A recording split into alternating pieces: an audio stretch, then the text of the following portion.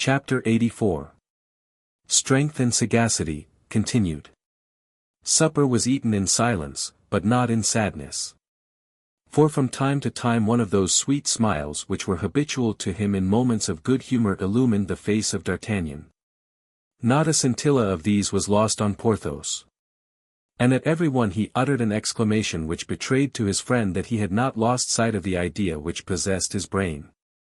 At dessert D'Artagnan reposed in his chair, crossed one leg over the other and lounged about like a man perfectly at his ease. Porthos rested his chin on his hands, placed his elbows on the table and looked at D'Artagnan with an expression of confidence which imparted to that colossus an admirable appearance of good fellowship. "Well," said D'Artagnan, at last. "Well," repeated Porthos. "You were saying, my dear friend." "No, I said nothing." "Yes, you were saying you wished to leave this place." "Ah, indeed. The will was never wanting. To get away you would not mind," you added, knocking down a door or a wall. "'Tis true, I said so, and I say it again." "And I answered you, Porthos, that it was not a good plan. That we couldn't go 100 steps without being recaptured, because we were without clothes to disguise ourselves and arms to defend ourselves." "That is true, we should need clothes and arms." "Well," said D'Artagnan, rising, "we have them, friend Porthos, and even something better." "Bah," said Porthos, looking around. "Useless to look, everything will come to us when wanted. At about what time did we see the 2 Swiss guards walking yesterday?" "An hour after sunset.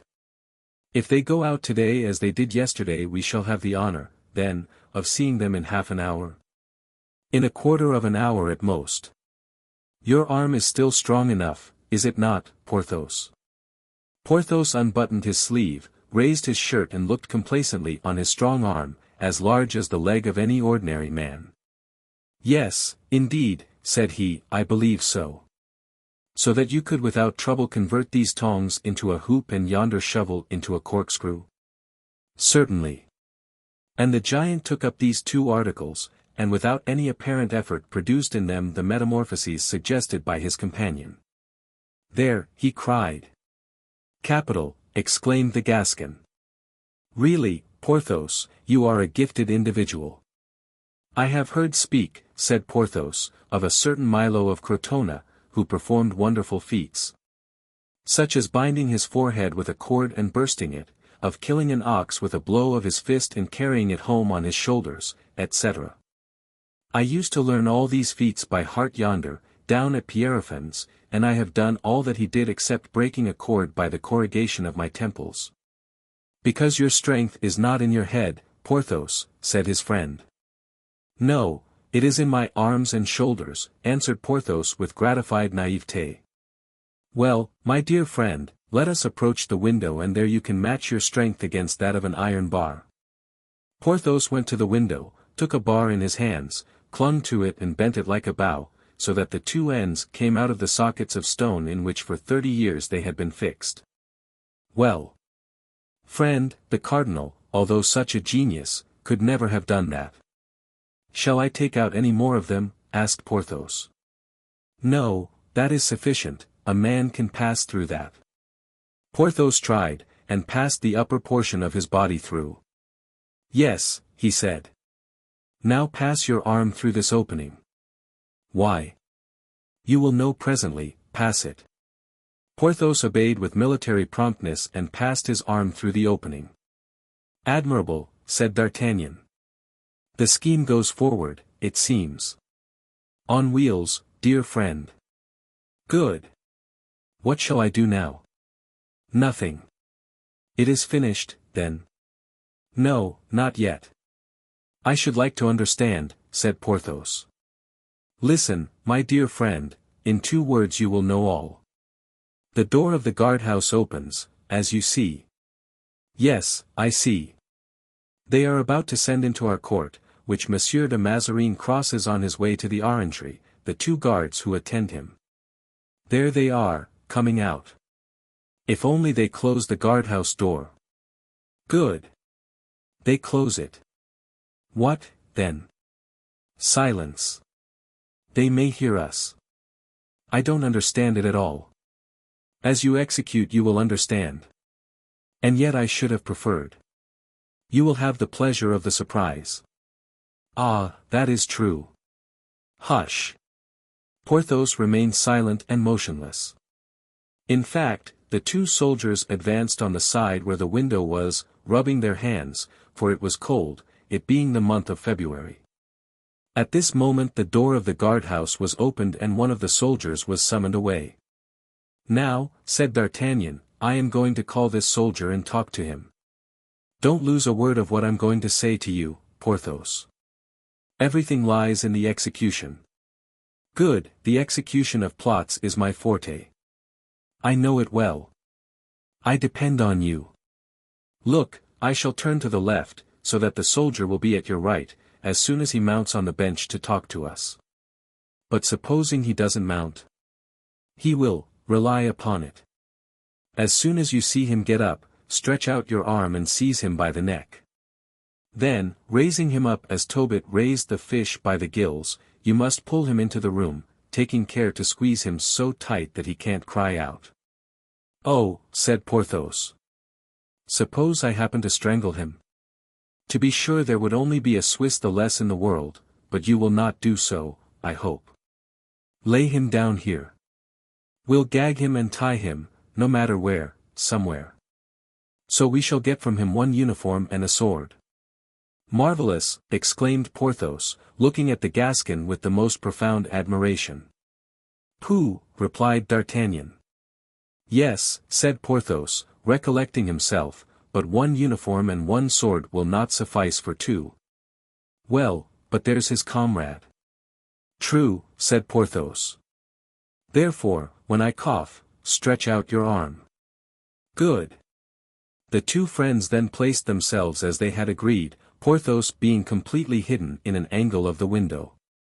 Good evening, comrade, said D'Artagnan in his most fascinating voice and manner. Good evening, sir, answered the soldier, in a strong provincial accent. 'Tis not too warm to walk, resumed D'Artagnan. No, sir. And I think a glass of wine will not be disagreeable to you. A glass of wine will be extremely welcome. The fish bites, whispered the Gascon to Porthos. I understand, said Porthos. A bottle, perhaps? A whole bottle? Yes, sir. A whole bottle, if you will drink my health. Willingly, answered the soldier. Come, then, and take it, friend, said the Gascon. With all my heart. How convenient that there's a bench here. Egad! One would think it had been placed here on purpose. Get on it, that's it, friend. And D'Artagnan coughed. That instant the arm of Porthos fell. His hand of iron grasped, quick as lightning, firm as a pair of blacksmith's pincers, the soldier's throat. He raised him, almost stifling him as he drew him through the aperture, at the risk of flaying him in the passage. He then laid him down on the floor, where D'Artagnan, after giving him just time enough to draw his breath, gagged him with his long scarf. And the moment he had done so began to undress him with the promptitude and dexterity of a man who had learned his business on the field of battle. Then the soldier, gagged and bound, was placed upon the hearth, the fire of which had been previously extinguished by the two friends. Here's a sword and a dress, said Porthos. I take them, said D'Artagnan, for myself. If you want another uniform and sword you must play the same trick over again. Stop. I see the other soldier issue from the guardroom and come toward us. I think, replied Porthos, it would be imprudent to attempt the same maneuver again. It is said that no man can succeed twice in the same way, and a failure would be ruinous. No, I will go down, seize the man unawares and bring him to you ready gagged. That is better, said the Gascon. Be ready, said Porthos, as he slipped through the opening. He did as he said. Porthos seized his opportunity, caught the next soldier by his neck, gagged him and pushed him like a mummy through the bars into the room, and entered after him. Then they undressed him as they had done the first, laid him on their bed and bound him with the straps which composed the bed, the bedstead being of oak. This operation proved as great a success as the first. "There," said D'Artagnan, "this is capital. Now let me try on the dress of yonder chap Porthos. I doubt if you can wear it.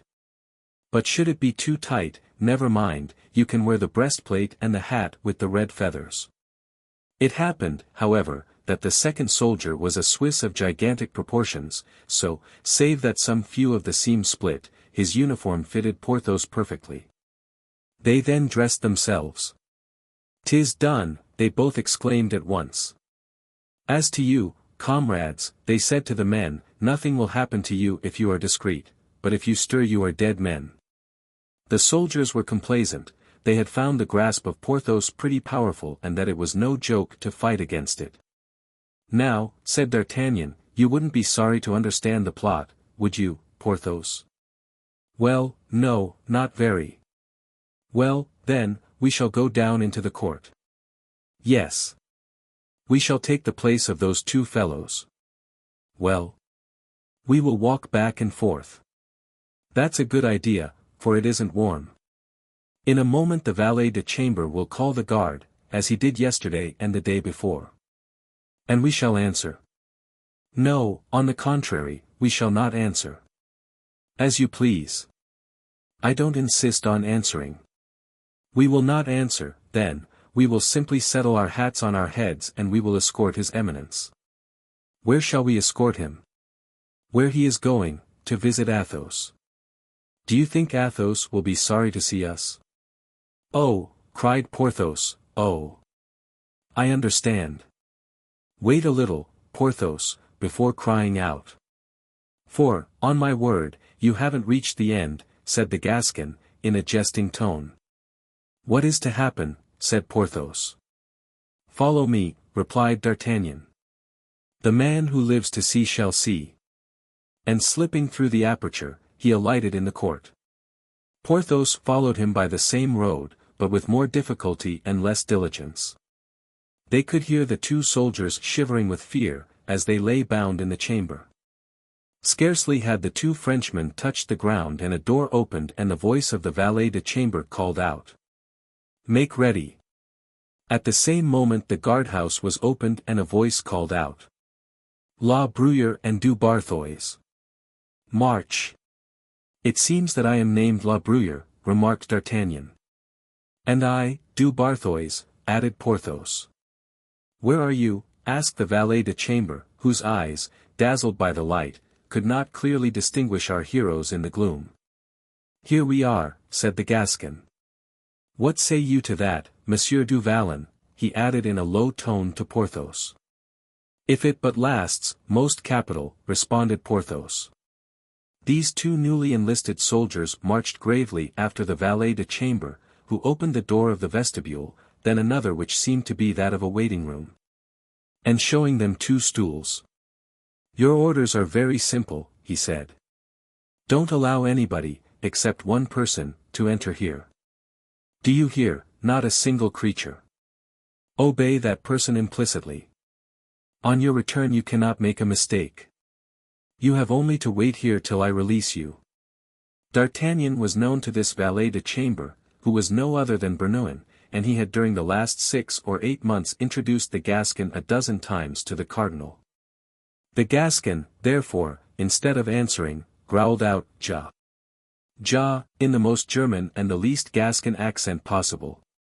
As for Porthos, on whom D'Artagnan had impressed the necessity of absolute silence and who did not even now begin to comprehend the scheme of his friend, which was to follow Mazarin in his visit to Athos, he was simply mute. All that he was allowed to say, in case of emergencies, was the proverbial Der Teufel. Bernouin shut the door and went away. When Porthos heard the key turn in the lock he began to be alarmed, lest they should only have exchanged one prison for another. "Porthos, my friend," said D'Artagnan, "don't distrust Providence. Let me meditate and consider." "Meditate and consider as much as you like," replied Porthos, who was now quite out of humor at seeing things take this turn. "We have walked 8 paces," whispered D'Artagnan, and gone up 6 steps, so hereabouts is the pavilion called the Pavilion of the Orangery. The Comte de la Fere cannot be far off, only the doors are locked. That is a slight difficulty, said Porthos, and a good push with the shoulders.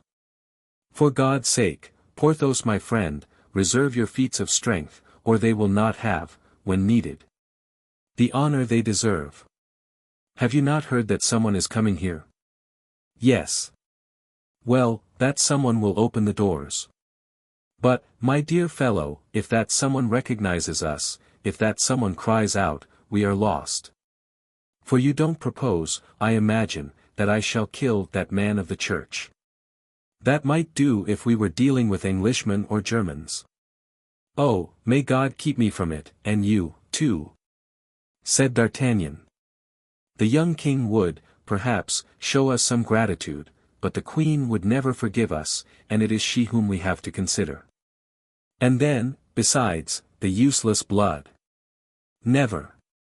No, never. I have my plan, let me carry it out and we shall laugh.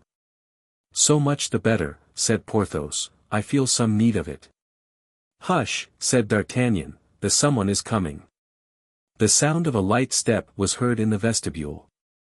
The hinges of the door creaked and a man appeared in the dress of a cavalier, wrapped in a brown cloak, with a lantern in one hand and a large beaver hat pulled down over his eyes. Porthos effaced himself against the wall, but he could not render himself invisible, and the man in the cloak said to him, giving him his lantern, "Light the lamp which hangs from the ceiling." Then addressing D'Artagnan, "You know the watchword," he said. "Je," replied the Gascon, determined to confine himself to this specimen of the German tongue. "Tedesco," answered the cavalier. "Va bene." And advancing toward the door opposite to that by which he came in, he opened it and disappeared behind it, shutting it as he went. "Now," asked Porthos, "what are we to do?" "Now we shall make use of your shoulder, friend Porthos, if this door proves to be locked. Everything in its proper time, and all comes right to those who know how to wait patiently. But first barricade the first door well, then we will follow yonder cavalier." The two friends set to work and crowded the space before the door with all the furniture in the room, as not only to make the passage impassable, but so to block the door that by no means could it open inward. "There," said D'Artagnan, "we can't be overtaken. Come forward." Chapter 85. The Oubliettes of Cardinal Mazarin. At first, on arriving at the door through which Mazarin had passed, D'Artagnan tried in vain to open it.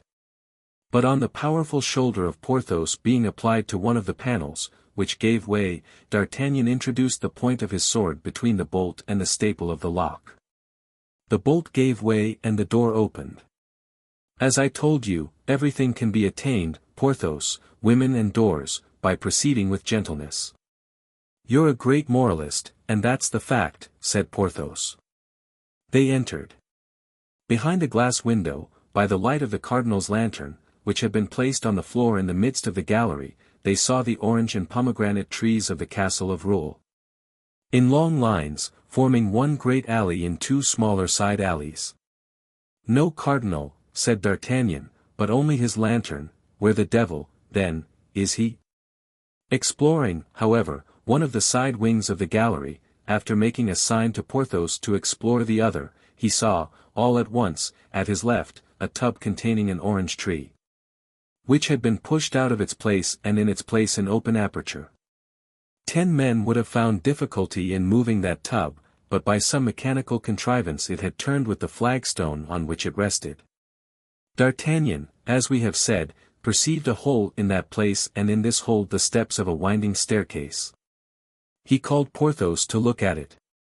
"Were our object money only," he said, "we should be rich directly." "How's that?" "Don't you understand, Porthos? At the bottom of that staircase lies, probably, the cardinal's treasury of which folk tell such wonders, and we should only have to descend, empty a chest, shut the cardinal up in it, double lock it, go away, carrying off as much gold as we could, put back this orange tree over the place, and no one in the world would ever ask us where our fortune came from, not even the cardinal." It would be a happy hit for clowns to make, but as it seems to be unworthy of two gentlemen, said Porthos. So I think, and therefore I said, were our object money only. But we want something else, replied the Gascon. At the same moment, whilst D'Artagnan was leaning over the aperture to listen, a metallic sound, as if someone was moving a bag of gold, struck on his ear. He started. Instantly afterward a door opened and a light played upon the staircase. Mazarin had left his lamp in the gallery to make people believe that he was walking about, but he had with him a wax light, to help him to explore his mysterious strong box. Faith, he said, in Italian, as he was reascending the steps and looking at a bag of reals, faith, there's enough to pay 5 councillors of Parliament, and 2 generals in Paris. I am a great captain, that I am. But I make war in my own way. The 2 friends were crouching down, meantime, behind a tub in the side alley. Mazarin came within 3 steps of D'Artagnan and pushed a spring in the wall, the slab turned and the orange tree resumed its place. Then the cardinal put out the wax light, slipped it into his pocket, and taking up the lantern, now, he said, for Monsieur de la Fère. Very good, thought D'Artagnan, 'tis our road likewise. We will go together. All 3 set off on their walk, Mazarin taking the middle alley and the friends the side ones. The cardinal reached a second door without perceiving he was being followed. The sand with which the alleys were covered deadened the sound of footsteps. He then turned to the left, down a corridor which had escaped the attention of the 2 friends, but as he opened the door he paused, as if in thought. Ah! Diavolo! He exclaimed, I forgot the recommendation of de Comminges, who advised me to take a guard and place it at this door. In order not to put myself at the mercy of that 4-headed combination of devils. And with a movement of impatience he turned to retrace his steps. Do not give yourself the trouble, my lord, said D'Artagnan, with his right foot forward, his beaver in his hand, a smile on his face, we have followed your eminence step by step and here we are. Yes, here we are, said Porthos. And he made the same friendly salute as D'Artagnan. Mazarin gazed at each of them with an affrighted stare, recognized them, and let drop his lantern, uttering a cry of terror. D'Artagnan picked it up, by good luck it had not been extinguished. Oh, what imprudence, my lord, said D'Artagnan, 'tis not good to be about just here without a light. Your eminence might knock against something, or fall into a hole. Monsieur D'Artagnan, muttered Mazarin, unable to recover from his astonishment. Yes, my lord, it is I. I have the honor to present to you Monsieur du Vallon, that excellent friend of mine, in whom your eminence had the kindness to interest yourself formerly. And D'Artagnan held the lamp before the merry face of Porthos, who now began to comprehend the affair and be very proud of the whole undertaking. You were going to visit Monsieur de la Fère? Said D'Artagnan. Don't let us disarrange your eminence. Be so good as to show us the way and we will follow you. Mazarin was by degrees recovering his senses. Have you been long in the orangery? He asked in a trembling voice, remembering the visits he had been paying to his treasury. Porthos opened his mouth to reply. D'Artagnan made him a sign, and his mouth, remaining silent, gradually closed. This moment come, my lord, said D'Artagnan. Mazarin breathed again. His fears were now no longer for his hoard, but for himself. A sort of smile played on his lips. Come, he said, you have me in a snare, gentlemen. I confess myself conquered. You wish to ask for liberty, and I give it you. Oh, my lord, answered D'Artagnan, you are too good. As to our liberty, we have that, we want to ask something else of you. You have your liberty, repeated Mazarin, in terror.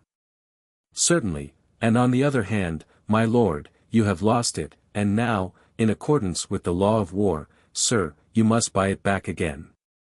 Mazarin felt a shiver run through him, a chill even to his heart's core.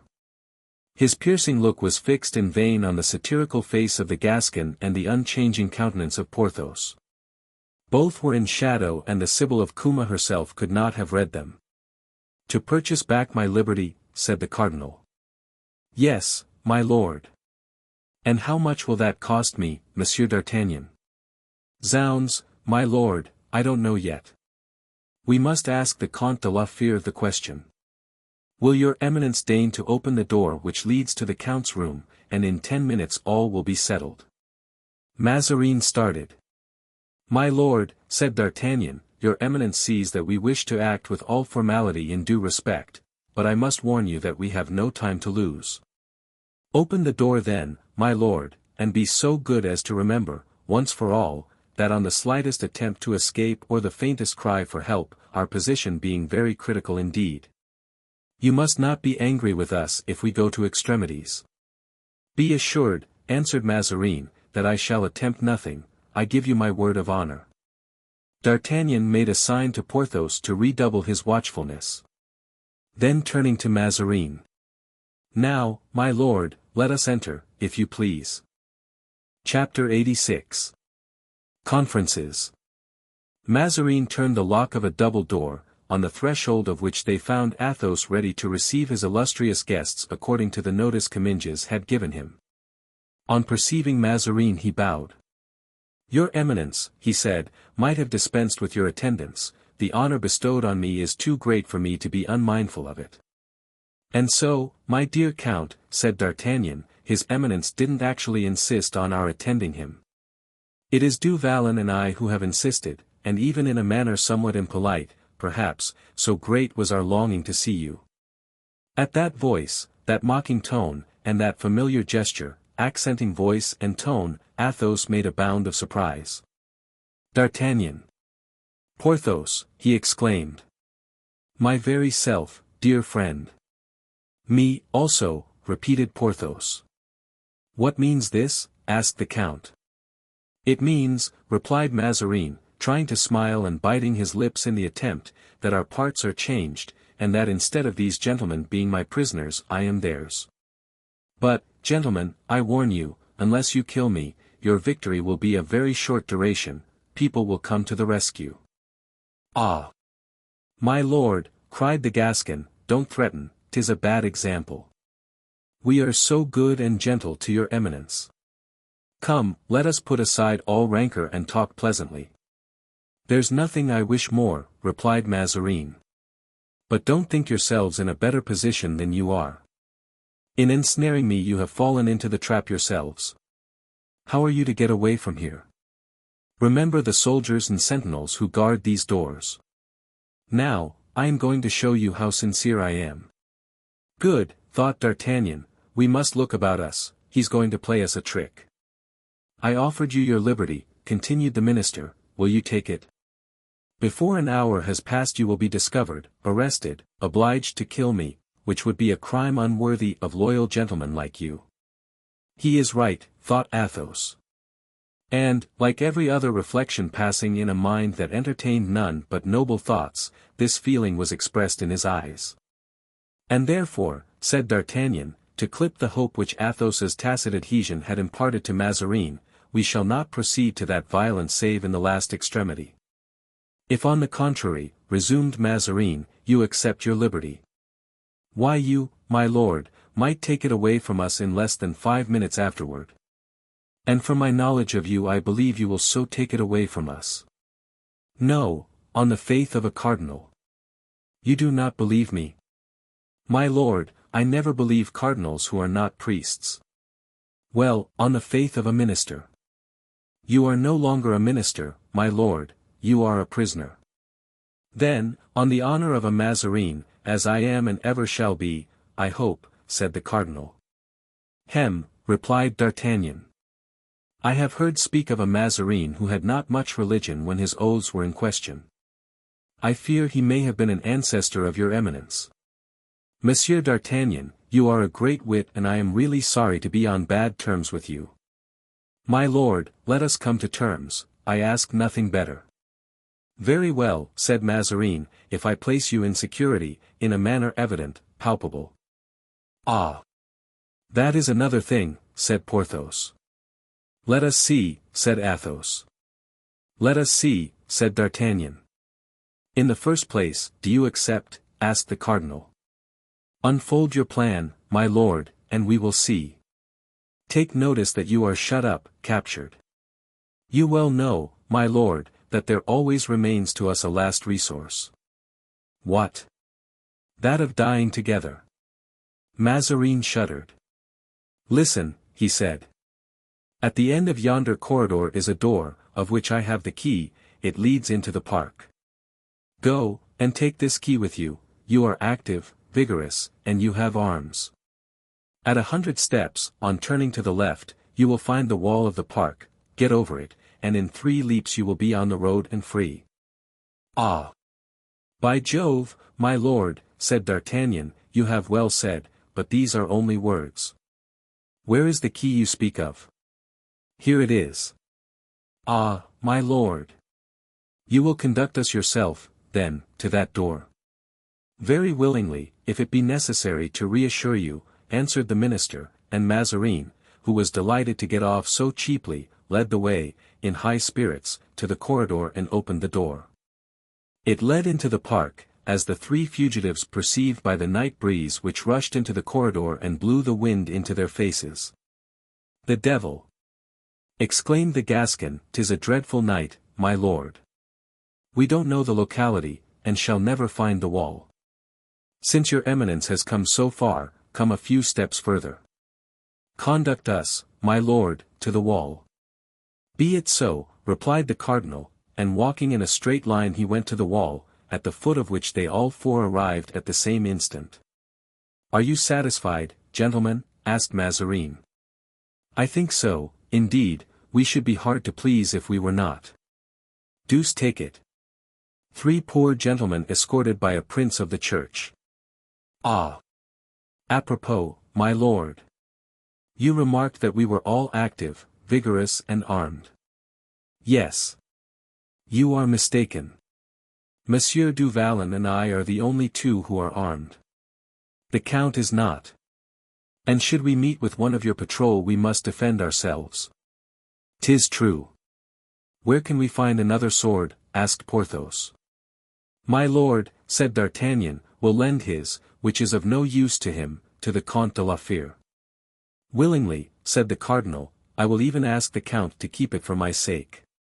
I promise you, my lord, never to part with it, replied Athos. Well, well, cried D'Artagnan, this reconciliation is truly touching, have you not tears in your eyes, Porthos?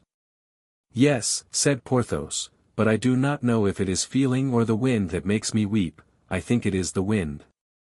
Now climb up, Athos, quickly, said D'Artagnan.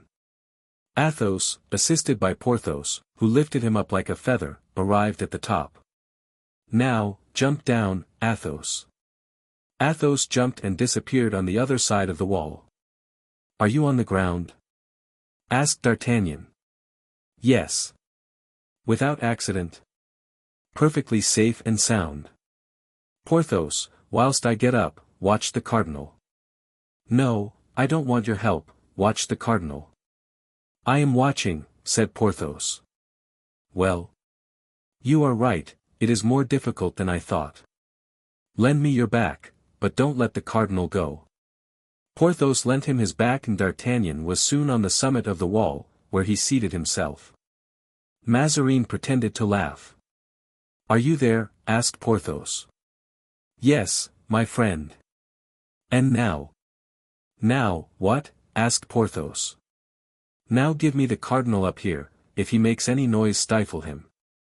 Mazarin wished to call out, but Porthos held him tight and passed him to D'Artagnan, who seized him by the neck and made him sit down by him, then in a menacing tone, he said. Sir! Jump directly down, close to Monsieur de la Fere, or, on the honor of a gentleman, I'll kill you. Monsieur, monsieur, cried Mazarin, you are breaking your word to me. Did I promise you anything, my lord? Mazarin groaned. You are free, he said, through me, your liberty was my ransom. Agreed. But the ransom of that immense treasure buried under the gallery, to which one descends on pushing a spring hidden in the wall, which causes a tub to turn. Revealing a staircase, must not one speak of that a little, my lord? Diavolo, cried Mazarin, almost choked, and clasping his hands, I am a lost and ruined man. But without listening to his protestations of alarm, D'Artagnan slipped him gently down into the arms of Athos, who stood immovable at the bottom of the wall. Porthos next made an effort which shook the solid wall, and by the aid of his friend's hand gained the summit. "I didn't understand it all," he said, "but I understand now. How droll it is." "You think so? So much the better, but that it may prove laughter-worthy even to the end, let us not lose time." And he jumped off the wall. Porthos did the same. "Attend to Monsieur le Cardinal, gentlemen," said D'Artagnan. "For myself, I will reconnoitre." The Gascon then drew his sword and marched as avant-garde. "My lord," he said, "which way do we go? Think well of your reply, for should your eminence be mistaken, there might ensue most grave results for all of us." "Along the wall, sir," said Mazarin, "there will be no danger of losing yourselves." The three friends hastened on, but in a short time were obliged to slacken the pace. The cardinal could not keep up with them, though with every wish to do so. Suddenly D'Artagnan touched something warm, which moved. "Stop! A horse," he cried, "I have found a horse." "And I, likewise," said Athos. "I, too," said Porthos, who, faithful to the instructions, still held the cardinal's arm. "There's luck, my lord. Just as you were complaining of being tired and obliged to walk." But as he spoke the barrel of a pistol was presented at his breast and these words were pronounced. "Touch it not. Grimaud!" He cried, "Grimaud! What art thou about? Why, thou art posted here by heaven." "No, sir," said the honest servant, "it was Monsieur Aramis who posted me here to take care of the horses." "Is Aramis here?" "Yes, sir, he has been here since yesterday." "What are you doing?" "On the watch." "What? Aramis here?" cried Athos. "At the lesser gate of the castle, he's posted there."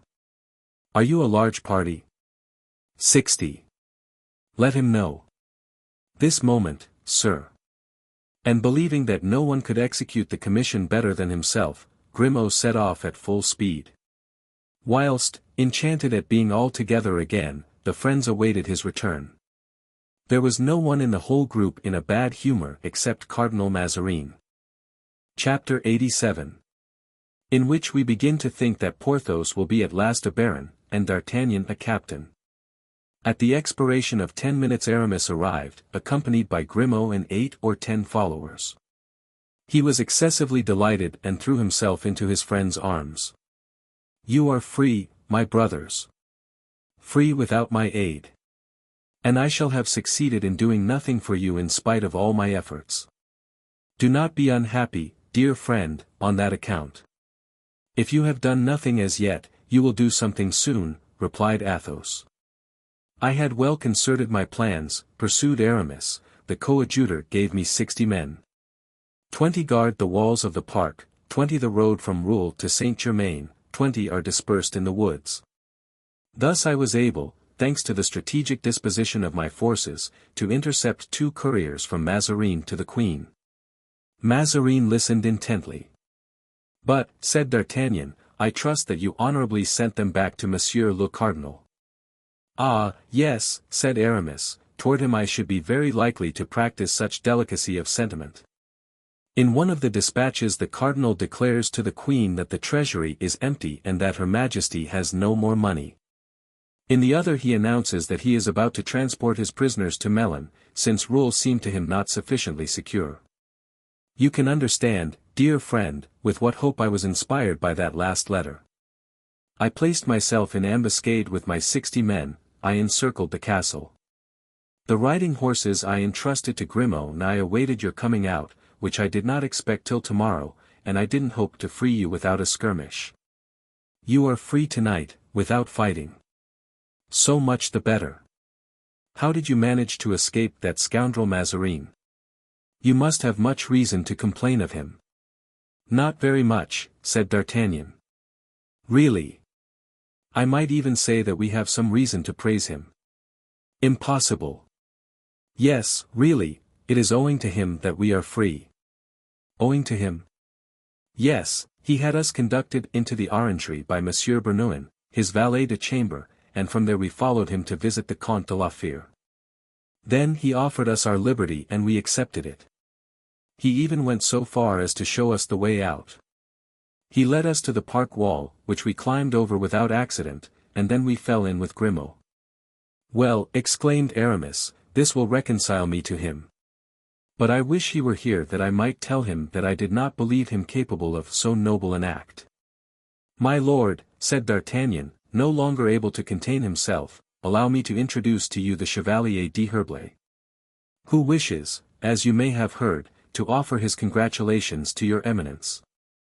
And he retired, discovering Mazarin, who was in great confusion, to the astonished gaze of Aramis.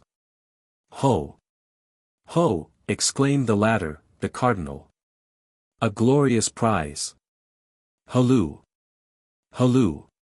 Friends! To horse! To horse! Several horsemen ran quickly to him. Zounds, cried Aramis, I may have done some good, so, my lord, deign to receive my most respectful homage. I will lay a wager that 'twas that Saint Christopher, Porthos, who performed this feat. Apropos. I forgot, and he gave some orders in a low voice to one of the horsemen. I think it will be wise to set off, said D'Artagnan. Yes, but I am expecting someone, a friend of Athos. A friend, exclaimed the count. And here he comes, by Jupiter. Galloping through the bushes. The count. The count, cried a young voice that made Athos start. Raoul. Raoul, he ejaculated. For one moment the young man forgot his habitual respect, he threw himself on his father's neck. Look, my lord cardinal, said Aramis, would it not have been a pity to have separated men who love each other as we love? Gentlemen, he continued, addressing the cavaliers, who became more and more numerous every instant, gentlemen, encircle his eminence, that you may show him the greater honor. He will, indeed, give us the favor of his company, you will, I hope, be grateful for it. Porthos, do not lose sight of his eminence. Aramis then joined Athos and D'Artagnan, who were consulting together. Come, said D'Artagnan, after a conference of 5 minutes' duration, let us begin our journey. Where are we to go? Asked Porthos. To your house, dear Porthos, at Pierrefonds. Your fine chateau is worthy of affording its princely hospitality to his eminence. It is, likewise, well situated, neither too near Paris, nor too far from it. We can establish a communication between it and the capital with great facility. Come, my lord, you shall be treated like a prince, as you are. A fallen prince, exclaimed Mazarin, piteously. The chances of war, said Athos, are many, but be assured we shall take no improper advantage of them. No, but we shall make use of them, said D'Artagnan. The rest of the night was employed by these cavaliers in travelling with the wonderful rapidity of former days. Mazarin, still sombre and pensive, permitted himself to be dragged along in this way. It looked a race of phantoms. At dawn 12 leagues had been passed without drawing rein, half the escort were exhausted and several horses fell down. Horses, nowadays, are not what they were formerly, observed Porthos, everything degenerates. I have sent Grimaud to Dammartin, said Aramis. He is to bring us 5 fresh horses, 1 for his eminence, 4 for us. We, at least, must keep close to Monseigneur, the rest of the start will rejoin us later. Once beyond Saint Denis we shall have nothing to fear. Grimaud, in fact, brought back 5 horses. The nobleman to whom he applied, being a friend of Porthos, was very ready, not to sell them, as was proposed, but to lend them. 10 minutes later the escort stopped at Ermenonville, but the 4 friends went on with well-sustained ardor, guarding Mazarin carefully. At noon they rode into the avenue of Pierrefonds. Ah! Said Mousqueton, who had ridden by the side of D'Artagnan without speaking a word on the journey, you may think what you will, sir. But I can breathe now for the first time since my departure from Pierrefonds. And he put his horse to a gallop to announce to the other servants the arrival of Monsieur du Vallon and his friends. We are 4 of us, said D'Artagnan. We must relieve each other in mounting guard over my lord, and each of us must watch 3 hours at a time. Athos is going to examine the castle, which it will be necessary to render impregnable in case of siege. Porthos will see to the provisions and Aramis to the troops of the garrison. That is to say, Athos will be chief engineer, Porthos purveyor in general, and Aramis governor of the fortress. Meanwhile, they gave up to Mazarin the handsomest room in the chateau. Gentlemen, he said, when he was in his room, you do not expect, I presume, to keep me here a long time incognito? No, my lord, replied the Gascon. On the contrary, we think of announcing very soon that we have you here. Then you will be besieged. We expect it. And what shall you do? Defend ourselves. Were the late Cardinal Richelieu alive, he would tell you a certain story of the Bastion Saint-Gervais, which we 4, with our 4 lackeys and 12 dead men, held out against a whole army. Such feats, sir, are done once, and never repeated. However, nowadays there's no need of so much heroism. Tomorrow the army of Paris will be summoned, the day after it will be here. The field of battle, instead, therefore, of being at Saint Denis or at Charenton, will be near Compiègne or Villers-Cotterets. The prince will vanquish you, as he has always done. 'Tis possible, my lord, but before an engagement ensues we shall move your eminence to another castle belonging to our friend Du Vallon, who has 3. We will not expose your eminence to the chances of war. Come, answered Mazarin, I see it will be necessary for me to capitulate. Before a siege? Yes. The conditions will be better than afterward. Ah, my lord. As to conditions, you would soon see how moderate and reasonable we are. Come, now, what are your conditions? Rest yourself first, my lord, and we will reflect. I do not need rest, gentlemen, I need to know whether I am among enemies or friends. Friends, my lord. Friends. Well, then, tell me at once what you want, that I may see if any arrangement be possible. Speak, Comte de la Fère.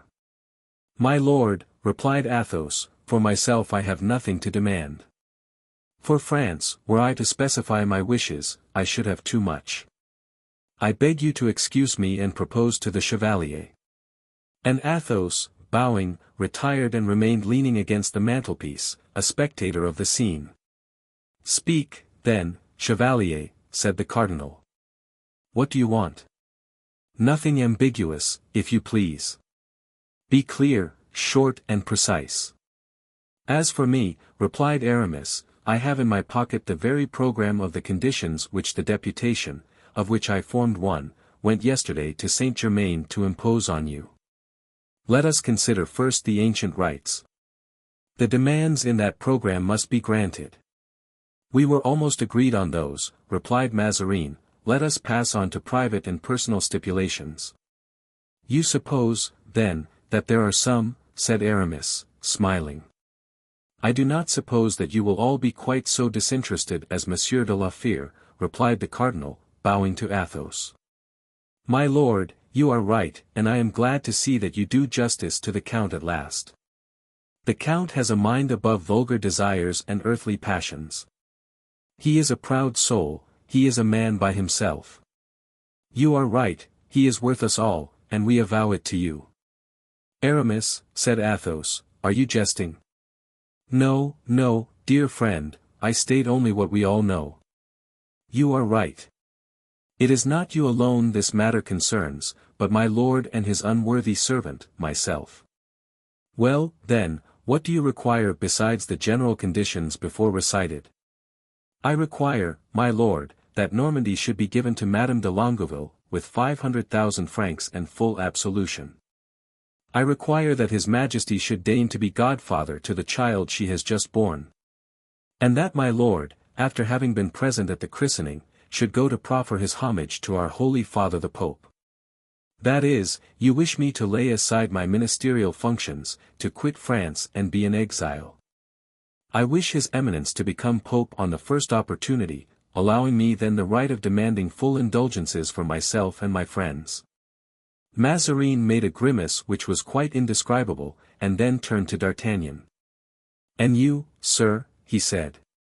"I, my lord," answered the Gascon, "I differ from Monsieur d'Herblay entirely as to the last point, though I agree with him on the first. Far from wishing my lord to quit Paris, I hope he will stay there and continue to be Prime Minister, as he is a great statesman. I shall try also to help him to down the Fronde.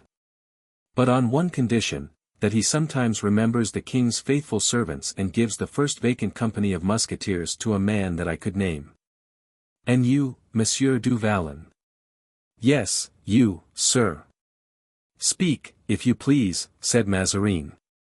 "As for me," answered Porthos, "I wish my lord cardinal, in order to do honor to my house, which gives him an asylum, would in remembrance of this adventure erect my estate into a barony, with a promise to confer that order on one of my particular friends, whenever his majesty next creates peers.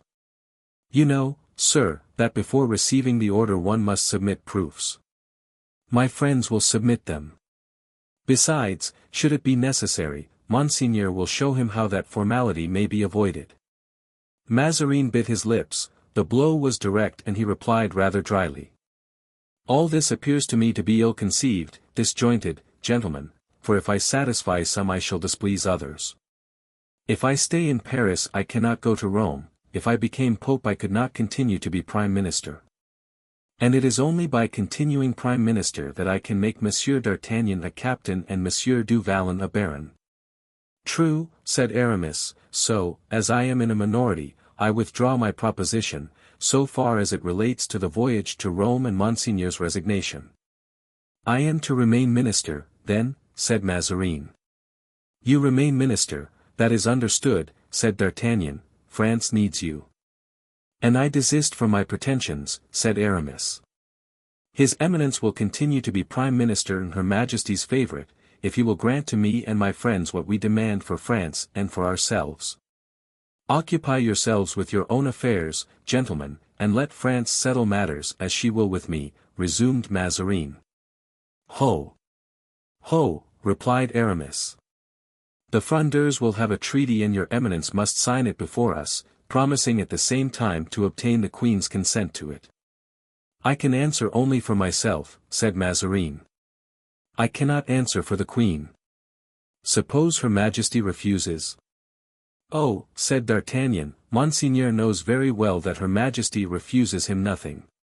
"Here, Monseigneur," said Aramis, "is the treaty proposed by the deputation of Frondeurs.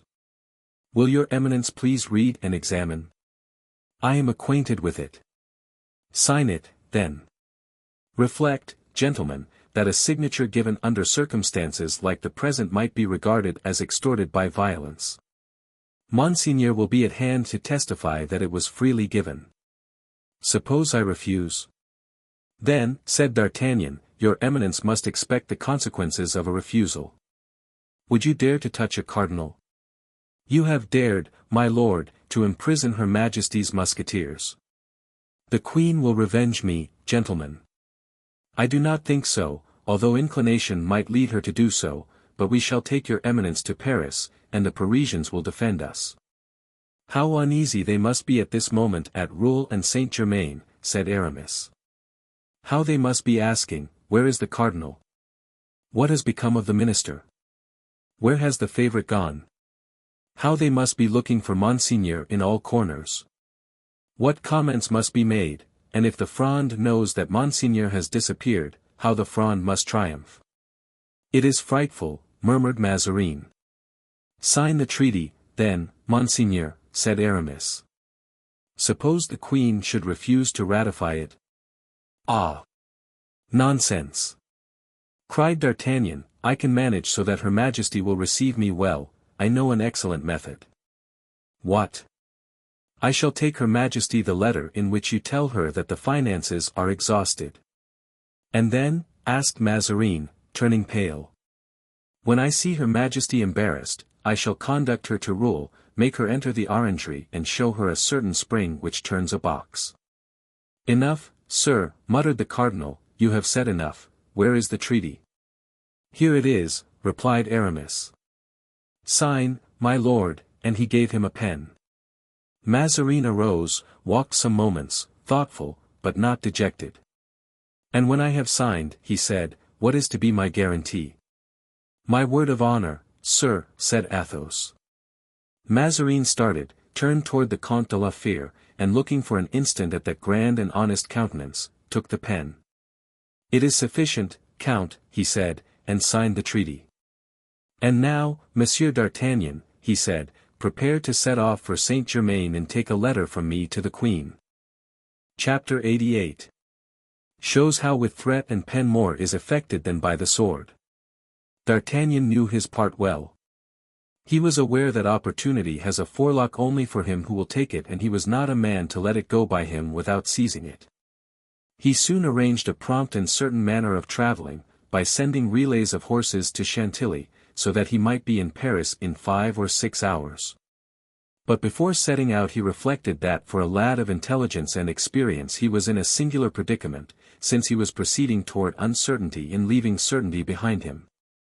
"In fact," he said, as he was about to mount and start on his dangerous mission, "Athos, for generosity, is a hero of romance. Porthos has an excellent disposition, but is easily influenced. Aramis has a hieroglyphic countenance, always illegible. What will come out of those three elements when I am no longer present to combine them?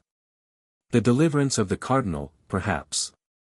Now, the deliverance of the cardinal would be the ruin of our hopes, and our hopes are thus far the only recompense we have for labors in comparison with which those of Hercules were pygmean." He went to find Aramis. "You, my dear Chevalier d'Herblay," he said, "are the Fronde incarnate. Mistrust Athos, therefore, who will not prosecute the affairs of anyone, even his own. Mistrust Porthos, especially, who, to please the Count whom he regards as God on earth, will assist him in contriving Mazarin's escape, if Mazarin has the wit to weep or play the chivalric." Aramis smiled, his smile was at once cunning and resolute. "Fear nothing," he said, "I have my conditions to impose. My private ambition tends only to the profit of him who has justice on his side." "Good," thought D'Artagnan, "in this direction I am satisfied." He pressed Aramis's hand and went in search of Porthos. "Friend," he said, "you have worked so hard with me toward building up our fortune, that, at the moment when we are about to reap the fruits of our labors, it would be a ridiculous piece of silliness in you to allow yourself to be controlled by Aramis, whose cunning you know, a cunning which, we may say between ourselves, is not always without egotism. Or by Athos, a noble and disinterested man, but blasé, who, desiring nothing further for himself, doesn't sympathize with the desires of others. What should you say if either of these two friends proposed to you to let Mazarin go? Why, I should say that we had too much trouble in taking him to let him off so easily. Bravo, Porthos! And you would be right, my friend. For in losing him you would lose your barony, which you have in your grasp, to say nothing of the fact that, were he once out of this, Mazarin would have you hanged. Do you think so? I am sure of it. Then I would kill him rather than let him go. And you would act rightly. There is no question, you understand, provided we secure our own interests, of securing those of the Frondeurs, who, besides, don't understand political matters as we old soldiers do." "Never fear, dear friend," said Porthos.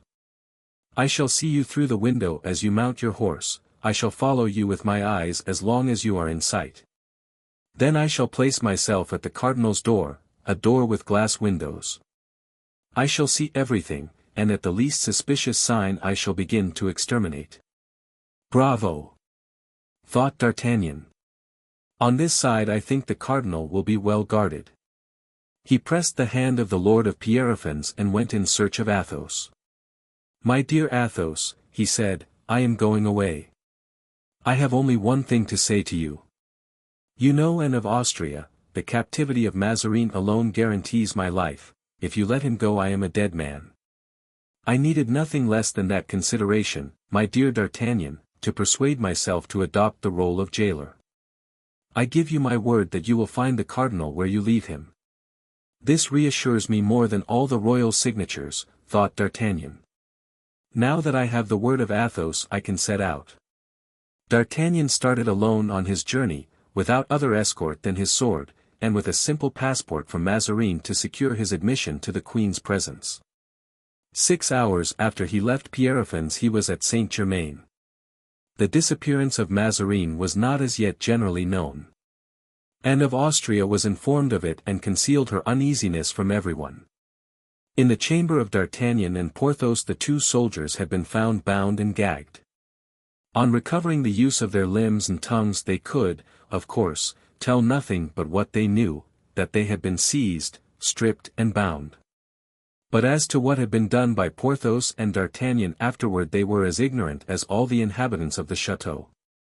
Bernouin alone knew a little more than the others. Bernouin, seeing that his master did not return and hearing the stroke of midnight, had made an examination of the orangery. The first door, barricaded with furniture, had aroused in him certain suspicions. But without communicating his suspicions to anyone he had patiently worked his way into the midst of all that confusion. Then he came to the corridor, all the doors of which he found open, so, too, was the door of Athos's chamber and that of the park. From the latter point it was easy to follow tracks on the snow. He saw that these tracks tended toward the wall.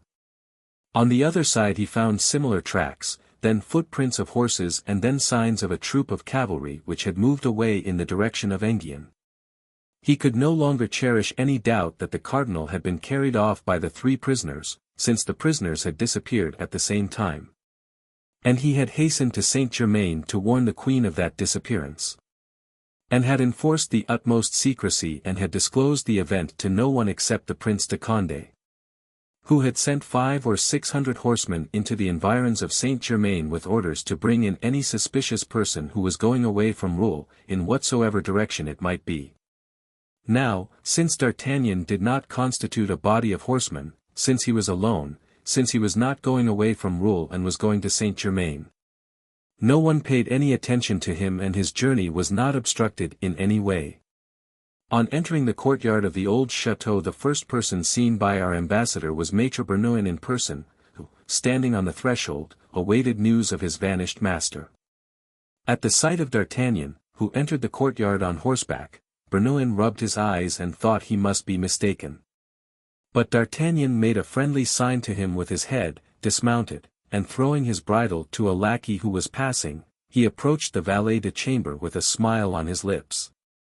"Monsieur d'Artagnan," cried the latter, like a man who has the nightmare and talks in his sleep, "Monsieur d'Artagnan." "Himself, Monsieur Bernouin. And why have you come here?" "To bring news of Monsieur de Mazarin, the freshest news there is." "What has become of him, then?" "He is as well as you and I." "Nothing bad has happened to him, then?" "Absolutely nothing. He felt the need of making a trip in the Isle de France, and begged us, the Comte de la Fère and Monsieur du Vallon, to accompany him. We were 2 devoted servants to refuse him a request of that sort. We set out last evening and here we are." "Here you are." His Eminence had something to communicate to Her Majesty, something secret and private, a mission that could be confided only to a sure man, and so has sent me to Saint-Germain. And therefore, my dear Monsieur Bernouin, if you wish to do what will be pleasing to your master, announce to Her Majesty that I have come, and tell her with what purpose." Whether he spoke seriously or in jest, since it was evident that under existing circumstances D'Artagnan was the only man who could relieve the queen's uneasiness, Bernouin went without hesitation to announce to her this strange embassy. And as he had foreseen, the queen gave orders to introduce Monsieur d'Artagnan at once. D'Artagnan approached the sovereign with every mark of profound respect, and having fallen on his knees presented to her the cardinal's letter. It was, however, merely a letter of introduction. The queen read it, recognized the writing, and, since there were no details in it of what had occurred, asked for particulars. D'Artagnan related everything with that simple and ingenuous air which he knew how to assume on occasions. The queen, as he went on, looked at him with increasing astonishment. She could not comprehend how a man could conceive such an enterprise and still less how he could have the audacity to disclose it to her whose interest and almost duty it was to punish him. How, sir, she cried, as D'Artagnan finished, you dare to tell me the details of your crime, to give me an account of your treason. Pardon, madam, but I think that either I have expressed myself badly or your majesty has imperfectly understood me. There is here no question of crime or treason. Monsieur de Mazarin held us in prison, Monsieur du Vallon and myself, because we could not believe that he had sent us to England to quietly look on while they cut off the head of Charles I.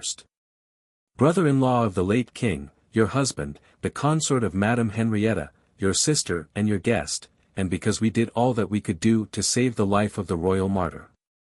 We were then convinced, my friend and I, that there was some error of which we were the victims, and that an explanation was called for between his eminence and ourselves. Now, that an explanation may bear fruit, it is necessary that it should be quietly conducted, far from noise and interruption. We have therefore taken away Monsieur le Cardinal to my friend's chateau, and there we have come to an understanding. Well, madam, it proved to be as we had supposed, there was a mistake. Monsieur de Mazarin had thought that we had rendered service to General Cromwell, instead of King Charles, which would have been a disgrace, rebounding from us to him. And from him to your majesty, a dishonor which would have tainted the royalty of your illustrious son. We were able to prove the contrary, and that proof we are ready to give to your majesty, calling in support of it the august widow weeping in the Louvre, where your royal munificence has provided for her a home. That proof satisfied him so completely that, as a sign of satisfaction, he has sent me, as your majesty may see, to consider with you what reparation should be made to gentlemen unjustly treated and wrongfully persecuted. I listen to you, and I wonder at you, sir, said the queen. In fact, I have rarely seen such excess of impudence. Your majesty, on your side, said D'Artagnan, is as much mistaken as to our intentions as the Cardinal Mazarin has always been. You are in error, sir, answered the queen. I am so little mistaken that in 10 minutes you shall be arrested, and in an hour I shall set off at the head of my army to release my minister. I am sure your majesty will not commit such an act of imprudence, first, because it would be useless and would produce the most disastrous results. Before he could be possibly set free the cardinal would be dead. And indeed, so convinced is he of this, that he entreated me, should I find your majesty disposed to act in this way, to do all I could to induce you to change your resolution. Well, then, I will content myself with arresting you. Madam, the possibility of my arrest has been foreseen, and should I not have returned by tomorrow, at a certain hour the next day the cardinal will be brought to Paris and delivered to the Parliament. It is evident, sir, that your position has kept you out of relation to men and affairs. Otherwise you would know that since we left Paris Monsieur le Cardinal has returned thither 5 or 6 times. That he has there met de Beaufort, de Bouillon, the coadjutor and d'Elbeuf, and that not one of them had any desire to arrest him. Your pardon, madam, I know all that. And therefore my friends will conduct Monsieur le Cardinal neither to de Beaufort, nor to de Bouillon, nor to the coadjutor, nor to d'Elbeuf. These gentlemen wage war on private account, and in buying them up, by granting them what they wished, Monsieur le Cardinal has made a good bargain. He will be delivered to the Parliament, members of which can, of course, be bought, but even Monsieur de Mazarin is not rich enough to buy the whole body. I think, returned Anne of Austria, fixing upon him a glance, which in any woman's face would have expressed disdain, but in a queen's, spread terror to those she looked upon. Nay, I perceive you dare to threaten the mother of your sovereign. Madam, replied D'Artagnan, I threaten simply and solely because I am obliged to do so. Believe me, madam, as true a thing as it is that a heart beats in this bosom, a heart devoted to you, believe that you have been the idol of our lives, that we have, as you well know, good heaven, risked our lives 20 times for your majesty. Have you, then, madam, no compassion for your servants who for 20 years have vegetated in obscurity, without betraying in a single sigh the solemn and sacred secrets they have had the honor to share with you? Look at me, madam, at me, whom you accuse of speaking loud and threateningly. What am I? A poor officer, without fortune, without protection, without a future, unless the eye of my queen, which I have sought so long, rests on me for a moment. Look at the Comte de la Fère, a type of nobility, a flower of chivalry. He has taken part against his queen, or rather, against her minister.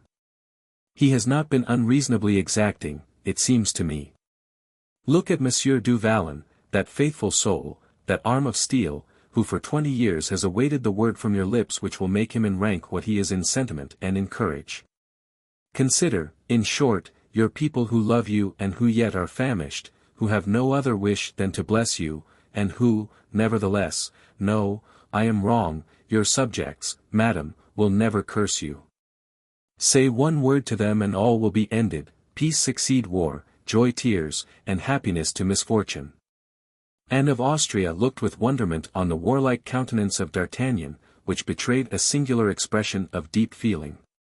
Why did you not say all this before you took action, sir? She said. Because, madam, it was necessary to prove to your majesty one thing of which you doubted, that is, that we still possess amongst us some valor and are worthy of some consideration at your hands. And that valor would shrink from no undertaking, according to what I see. It has hesitated at nothing in the past, why, then, should it be less daring in the future? Then, in case of my refusal, this valor, should a struggle occur, will even go the length of carrying me off in the midst of my court, to deliver me into the hands of the Fronde. As you propose to deliver my minister. We have not thought about it yet, madam, answered D'Artagnan, with that Gascon effrontery which had in him the appearance of naivete. But if we four had resolved upon it we should do it most certainly. I ought, muttered Anne to herself, by this time to remember that these men are giants. Alas, madam! Exclaimed D'Artagnan, this proves to me that not till today has your majesty had a just idea of us. Perhaps, said Anne, but that idea, if at last I have it. Your majesty will do us justice. In doing us justice you will no longer treat us as men of vulgar stamp. You will see in me an ambassador worthy of the high interests he is authorized to discuss with his sovereign. Where is the treaty? Here it is. Anne of Austria cast her eyes upon the treaty that D'Artagnan presented to her. I do not see here, she said, anything but general conditions. The interests of the Prince de Conti or of the Ducs de Beaufort, de Bouillon and d'Elbeuf and of the coadjutor, are herein consulted, but with regard to yours? We do ourselves justice, madam, even in assuming the high position that we have. We do not think ourselves worthy to stand near such great names. But you, I presume, have decided to assert your pretensions viva voce. I believe you, madam, to be a great and powerful queen. And that it will be unworthy of your power and greatness if you do not recompense the arms which will bring back his eminence to Saint-Germain. It is my intention so to do, come, let us hear you. Speak. He who has negotiated these matters, forgive me if I begin by speaking of myself, but I must claim that importance which has been given to me. Not assumed by me, he who has arranged matters for the return of the cardinal, ought, it appears to me, in order that his reward may not be unworthy of your majesty, to be made commandant of the guards, an appointment something like that of captain of the musketeers. 'Tis the appointment Monsieur de Treville held, you ask of me. The place, madam, is vacant, and although 'tis a year since Monsieur de Treville has left it, it has not been filled. But it is one of the principal military appointments in the king's household. Monsieur de Treville was but a younger son of a simple Gascon family, like me, madam. He occupied that post for 20 years. You have an answer ready for everything, replied the queen, and she took from her bureau a document, which she filled up and signed. Undoubtedly, madam, said D'Artagnan, taking the document and bowing, this is a noble reward. But everything in the world is unstable, and the man who happened to fall into disgrace with your majesty might lose this office tomorrow. What more do you want? Asked the queen, coloring, as she found that she had to deal with a mind as subtle as her own. 100,000 francs for this poor captain of musketeers, to be paid whenever his services shall no longer be acceptable to your majesty. And hesitated.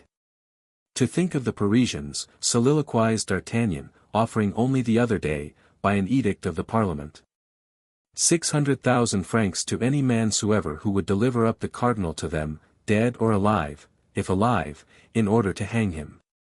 If dead, to deny him the rights of Christian burial. Come, said Anne, 'tis reasonable, since you only ask from a queen the sixth of what the Parliament has proposed. And she signed an order for 100,000 francs. Now, then, she said, what next?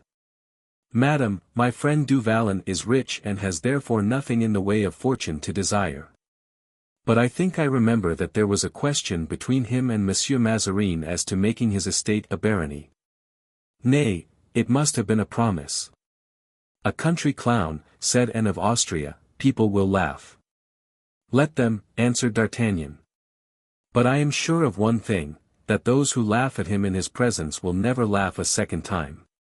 Here goes the barony, said the queen, she signed a patent. Now there remains the chevalier, or the Abbé d'Herblay, as your majesty pleases. Does he wish to be a bishop? No, madam, something easier to grant. What? It is that the king should deign to stand godfather to the son of Madame de Longueville. The queen smiled. Monsieur de Longueville is of royal blood, madam, said D'Artagnan. Yes, said the queen, but his son. His son, madam, must be, since the husband of the son's mother is. And your friend has nothing more to ask for Madame de Longueville?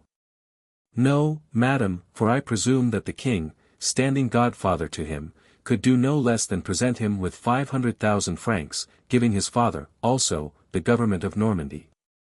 As to the government of Normandy, replied the queen, I think I can promise, but with regard to the present, the cardinal is always telling me there is no more money in the royal coffers. We shall search for some, madam, and I think we can find a little, and if your majesty approves, we will seek for some together. What next? What next, madam? Yes. That is all. Haven't you, then, a fourth companion? Yes, madam, the Comte de la Fere. What does he ask? Nothing. There is in the world, then, one man who, having the power to ask, asks nothing. There is the Comte de la Fere, madam. The Comte de la Fere is not a man. What is he, then? The Comte de la Fere is a demigod.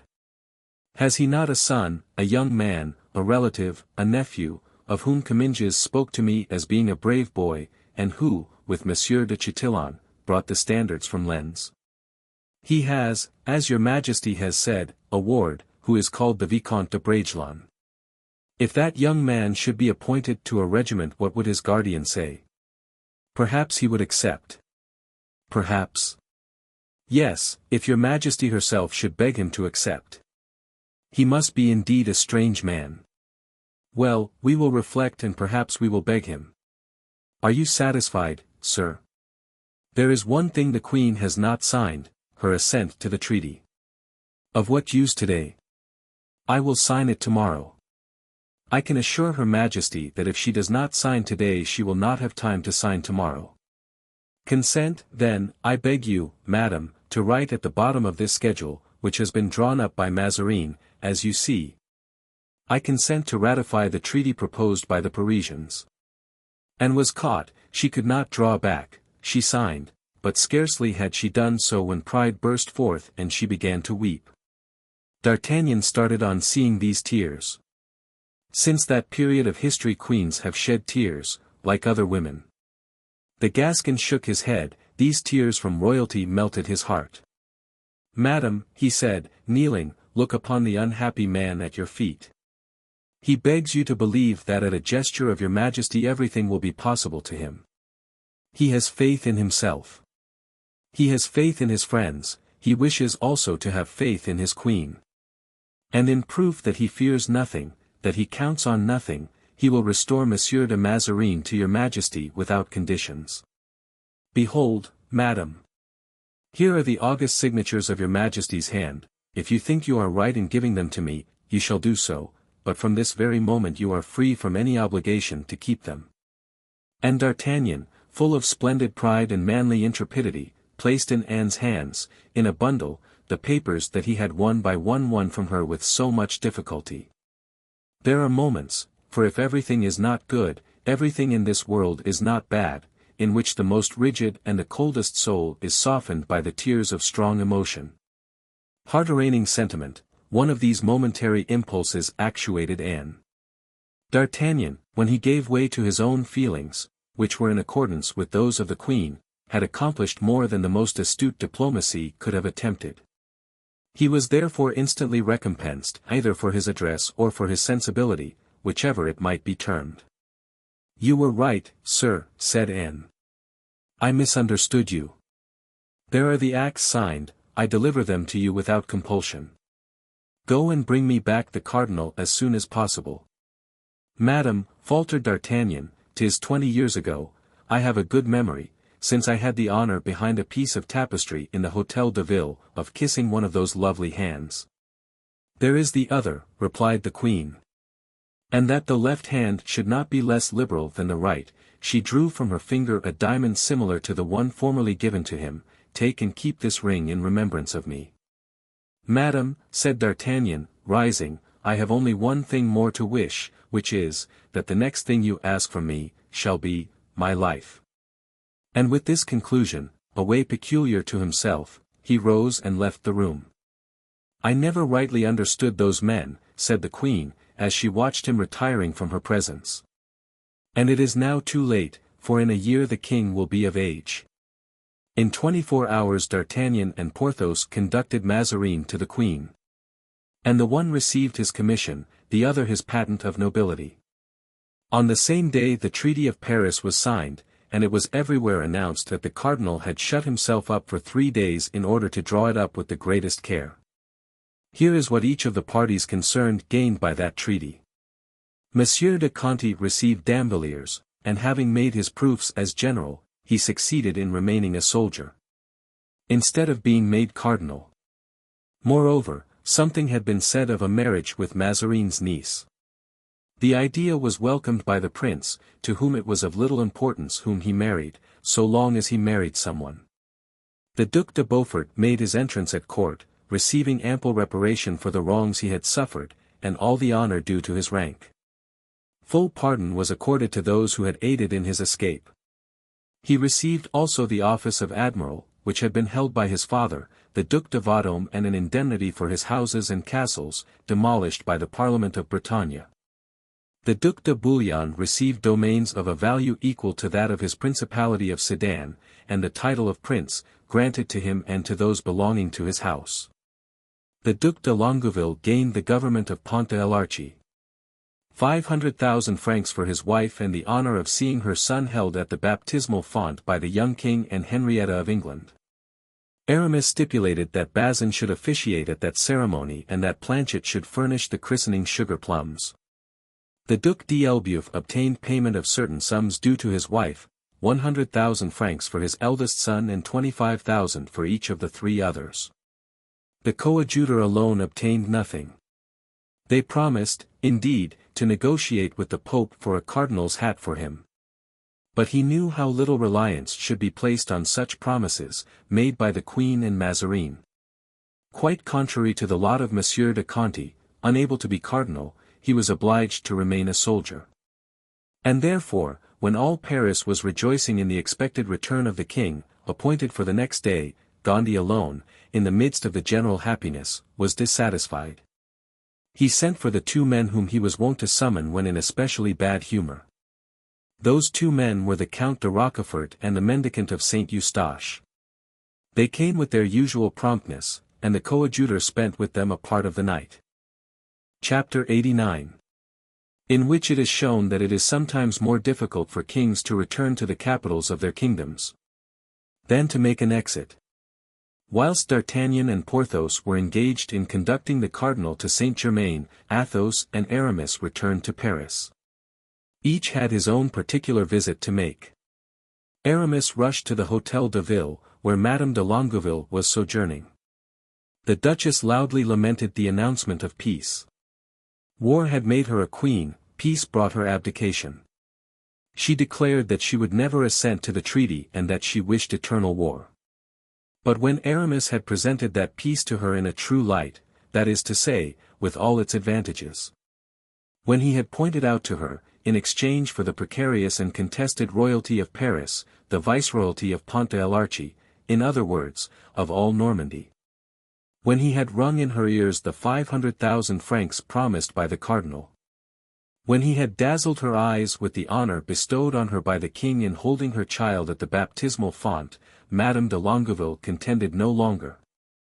Except as is the custom with pretty women to contend, and defended herself only to surrender at last. Aramis made a presence of believing in the reality of her opposition and was unwilling to deprive himself in his own view of the credit of her conversion. "Madam," he said, "you have wished to conquer the prince your brother, that is to say, the greatest captain of the age, and when women of genius wish anything they always succeed in attaining it. You have succeeded, the prince is beaten, since he can no longer fight. Now attach him to our party.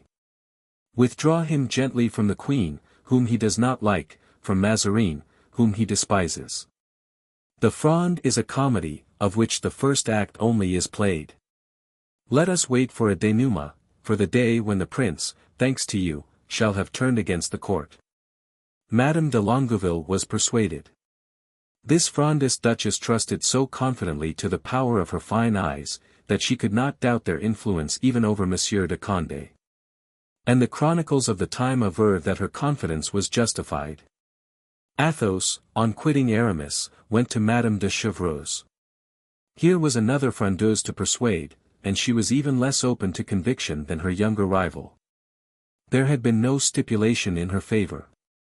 Monsieur de Chevreuse had not been appointed governor of a province, and if the queen should consent to be godmother it could be only of her grandson or granddaughter. At the first announcement of peace Madame de Chevreuse frowned, and in spite of all the logic of Athos to show her that a prolonged war would have been impracticable, contended in favor of hostilities. "My fair friend," said Athos, "allow me to tell you that everybody is tired of war. You will get yourself exiled, as you did in the time of Louis XIII. Believe me, we have passed the time of success in intrigue, and your fine eyes are not destined to be eclipsed by regretting Paris, where there will always be two queens as long as you are there." "Oh," cried the duchess, "I cannot make war alone, but I can avenge myself on that ungrateful queen and most ambitious favorite. On the honor of a duchess, I will avenge myself." "Madam," replied Athos, "do not injure the Vicomte de Bragelonne, do not ruin his prospects." "Alas! Excuse my weakness. There are moments when a man grows young again in his children." The duchess smiled, half tenderly, half ironically. "Count," she said, "you are, I fear, gained over to the court. I suppose you have a blue ribbon in your pocket?" "Yes, madam. I have that of the Garter, which King Charles I gave me some days before he died." "Come, I am growing an old woman," said the duchess, pensively. Athos took her hand and kissed it. She sighed, as she looked at him. "Count," she said, "Bragelonne must be a charming place. You are a man of taste. You have water, woods, flowers there." She sighed again and leaned her charming head, gracefully reclined, on her hand, still beautiful in form and color. "Madam," exclaimed Athos, "what were you saying just now about growing old? Never have I seen you look so young, so beautiful." The duchess shook her head. "Does Monsieur de Bragelonne remain in Paris?" she inquired. "What think you of it?" inquired Athos. "Leave him with me," replied the duchess. "No, madam, if you have forgotten the history of Oedipus, I, at least, remember it. Really, sir, you are delightful, and I should like to spend a month at Bragelonne." "Are you not afraid of making people envious of me, duchess?" replied Athos. "No, I shall go incognito, count, under the name of Marie Michon." "You are adorable, madam. But do not keep Raoul with you." "Why not?" "Because he is in love. He is quite a child. And 'tis a child he loves." Athos became thoughtful. "You are right, duchess. This singular passion for a child of 7 may some day make him very unhappy. There is to be war in Flanders. He shall go thither. And at his return you will send him to me, I will arm him against love. Alas, madam, exclaimed Athos, today love is like war, the breastplate is becoming useless. Raoul entered at this moment. He came to announce that the solemn entrance of the king, queen, and her ministers was to take place on the ensuing day. The next day, in fact, at daybreak, the court made preparations to quit Saint-Germain. Meanwhile, the queen every hour had been sending for D'Artagnan. I hear, she said, that Paris is not quiet. I am afraid for the king's safety. Place yourself close to the coach door on the right. Reassure yourself, madam, I will answer for the king's safety. As he left the queen's presence, Bernouin summoned him to the cardinal. Sir, said Mazarin to him, an emeute is spoken of in Paris. I shall be on the king's left, and as I am the chief person threatened, remain at the coach door to the left. Your eminence may be perfectly easy, replied D'Artagnan, they will not touch a hair of your head. Deuce take it. He thought to himself, how can I take care of both?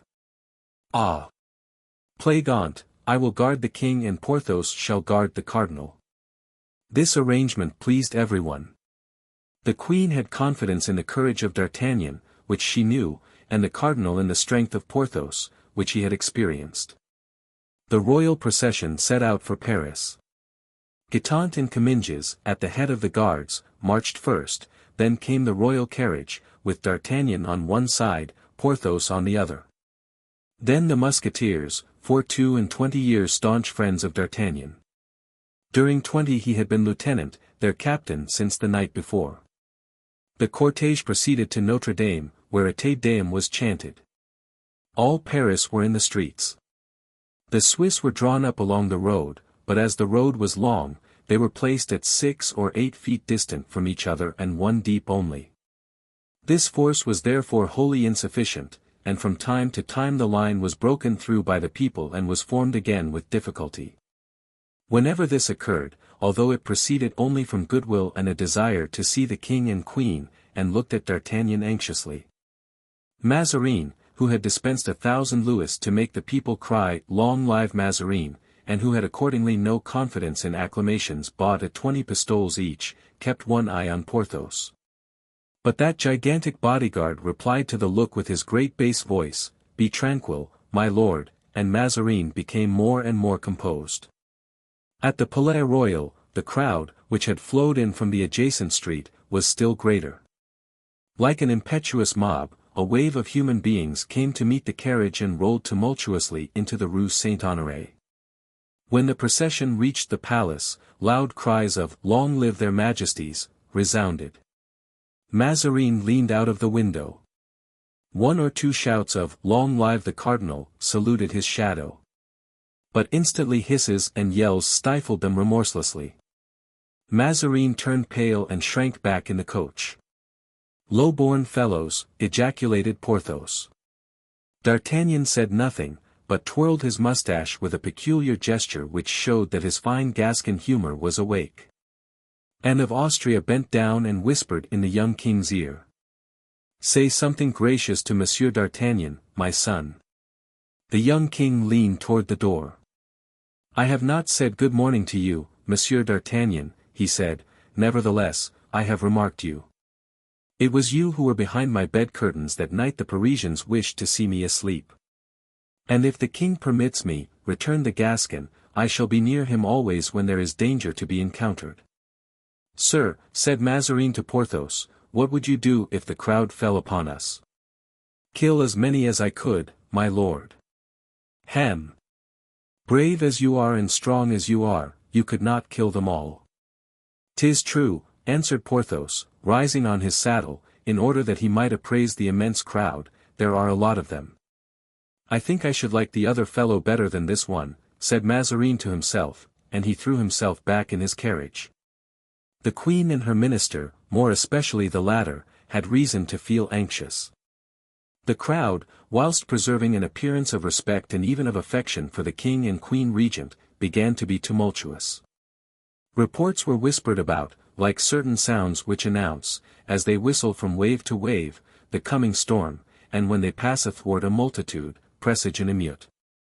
D'Artagnan turned toward the Musketeers and made a sign imperceptible to the crowd, but very easily understood by that chosen regiment, the flower of the army. The ranks closed firmly in and a kind of majestic tremor ran from man to man. At the Barrière des Sergents the procession was obliged to stop. Comminges left the head of the escort and went to the Queen's carriage. And questioned D'Artagnan by a look. He answered in the same language. "Proceed," she said. Comminges returned to his post. An effort was made and the living barrier was violently broken through. Some complaints arose from the crowd and were addressed this time to the king as well as the minister. "Onward!" cried D'Artagnan, in a loud voice. "Onward!" cried Porthos. But as if the multitude had waited only for this demonstration to burst out, all the sentiments of hostility that possessed it exploded simultaneously. Cries of "Down with Mazarin!" "Death to the Cardinal!" resounded on all sides. At the same time through the streets of Grenelle, Saint-Honoré, and Du Coq. A double stream of people broke the feeble hedge of Swiss guards and came like a whirlwind even to the very legs of Porthos's horse and that of D'Artagnan. This new eruption was more dangerous than the others, being composed of armed men. It was plain that it was not the chance combination of those who had collected a number of the malcontents at the same spot, but a concerted organized attack.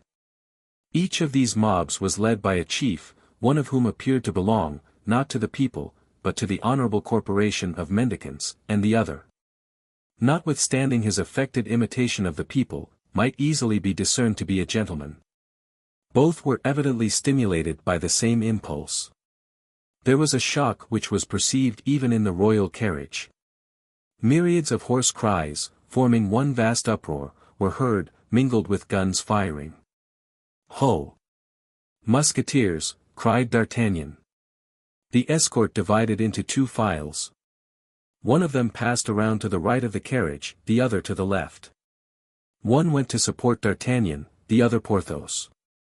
Then came a skirmish, the more terrible because it had no definite object, the more melancholy, because those engaged in it knew not for whom they were fighting. Like all popular movements, the shock given by the rush of this mob was formidable. The Musketeers, few in number, not being able, in the midst of this crowd, to make their horses wheel around, began to give way. D'Artagnan offered to lower the blinds of the royal carriage, but the young king stretched out his arm, saying, "No, sir. I wish to see everything." "If your majesty wishes to look out, well, then, look," replied D'Artagnan. And turning with that fury which made him so formidable, he rushed toward the chief of the insurgents, a man who, with a huge sword in his hand, was trying to hew a passage to the coach door through the Musketeers. "Make room," cried D'Artagnan. "Zounds! Give way!" At these words the man with a pistol and sword raised his head, but it was too late. The blow was sped by D'Artagnan. The rapier had pierced his bosom. "Ah! Confound it," cried the Gascon, trying in vain, too late, to retract the thrust. "What the devil are you doing here, Count?" "Accomplishing my destiny," replied Rochefort, falling on one knee. "I have already got up again after 3 stabs from you, I shall never rise after this 4th. "Count," said D'Artagnan, with some degree of emotion, "I struck without knowing that it was you. I am sorry, if you die, that you should die with sentiments of hatred toward me." Rochefort extended his hand to D'Artagnan, who took it. The Count wished to speak, but a gush of blood stifled him. He stiffened in the last convulsions of death and expired. "Back, people!" cried D'Artagnan, "your leader is dead, you have no longer any business here." Indeed, as if de Rochefort had been the very soul of the attack, the crowd who had followed and obeyed him took to flight on seeing him fall. D'Artagnan charged, with a party of musketeers, up the Rue du Coq, and the portion of the mob he assailed disappeared like smoke. Dispersing near the place Saint-Germain-l'Auxerrois and taking the direction of the quays. D'Artagnan returned to help Porthos, if Porthos needed help, but Porthos, for his part, had done his work as conscientiously as D'Artagnan. The left of the carriage was as well cleared as the right, and they drew up the blind of the window which Mazarin, less heroic than the king, had taken the precaution to lower. Porthos looked very melancholy. "What a devil of a face you have, Porthos! And what a strange air for a victor!" "But you," answered Porthos, "seem to me agitated." "There's a reason." "Zounds! I have just killed an old friend." "Indeed," replied Porthos, "who?" "That poor Count de Rochefort." "Well.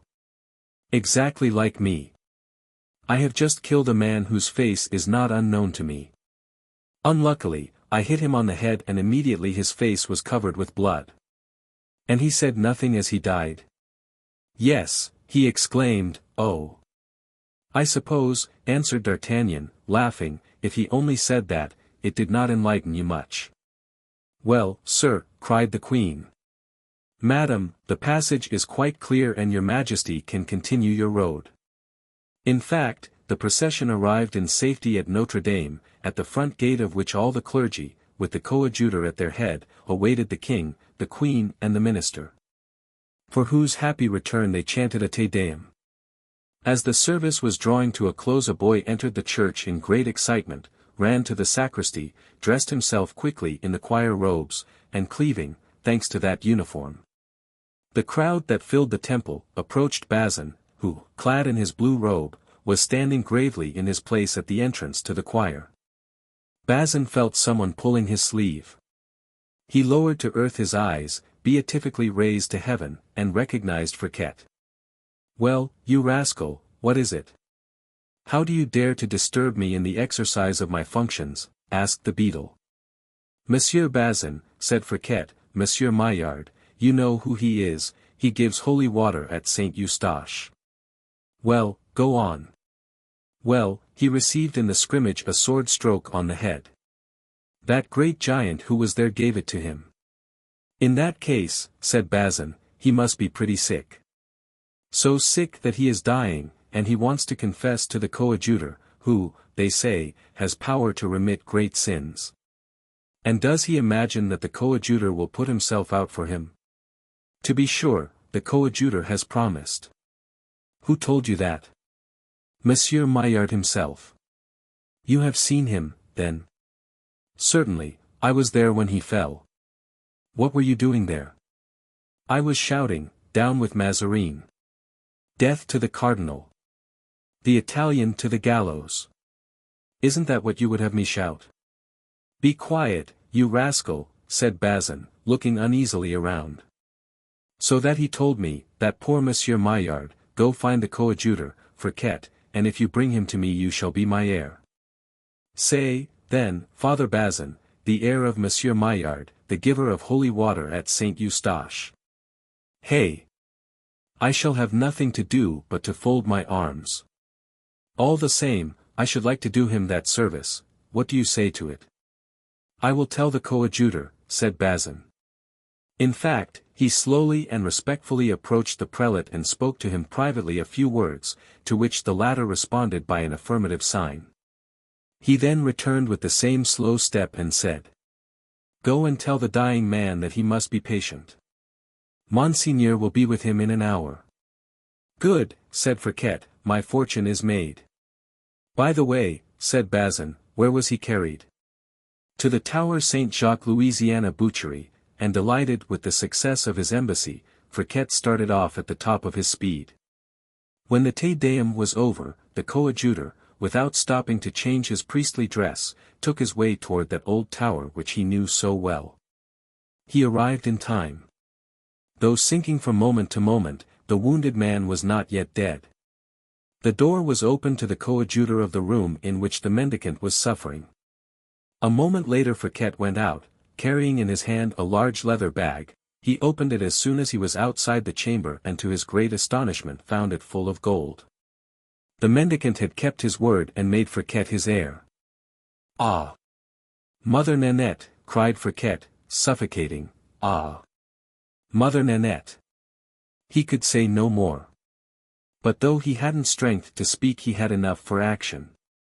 He rushed headlong to the street, and like the Greek from Marathon who fell in the square at Athens, with his laurel in his hand, Friquet reached Councillor Broussel's threshold.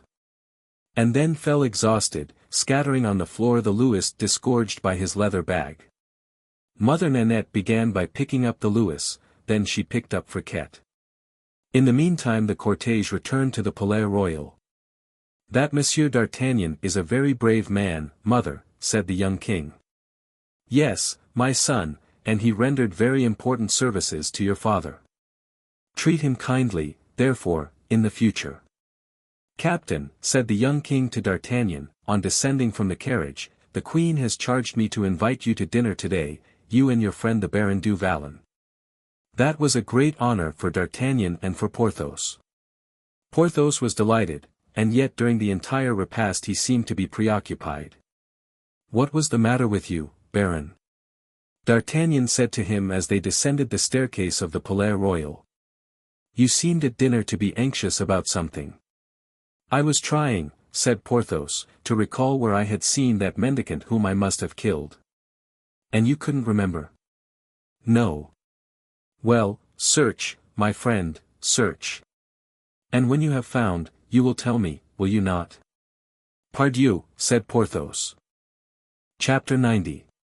Conclusion. On going home, the two friends found a letter from Athos, who desired them to meet him at the Grand Charlemagne on the following day. The friends went to bed early, but neither of them slept.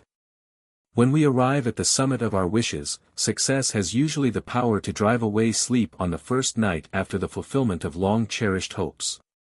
The next day at the appointed hour they went to see Athos and found him and Aramis in traveling costume. "What?" cried Porthos, "are we all going away, then? I also have made my preparations this morning." "Oh, heavens!" "Yes," said Aramis. "There's nothing to do in Paris now there's no Fronde. The Duchess de Longueville has invited me to pass a few days in Normandy, and has deputed me, while her son is being baptized, to go and prepare her residence at Rouen. After which, if nothing new occurs, I shall go and bury myself in my convent at Noisy-le-Sec. "And I," said Athos, "am returning to Bragelonne. You know, dear D'Artagnan, I am nothing more than a good honest country gentleman. Raoul has no fortune other than I possess, poor child. And I must take care of it for him, since I only lend him my name. And Raoul, what shall you do with him?" "I leave him with you, my friend. War has broken out in Flanders. You shall take him with you there. I am afraid that remaining at Blois would be dangerous to his youthful mind. Take him and teach him to be as brave and loyal as you are yourself." "Then," replied D'Artagnan, "though I shall not have you, Athos, at all events I shall have that dear fair-haired head by me. And though he's but a boy, yet, since your soul lives again in him, dear Athos, I shall always fancy that you are near me, sustaining and encouraging me." The four friends embraced with tears in their eyes. Then they departed, without knowing whether they would ever see each other again.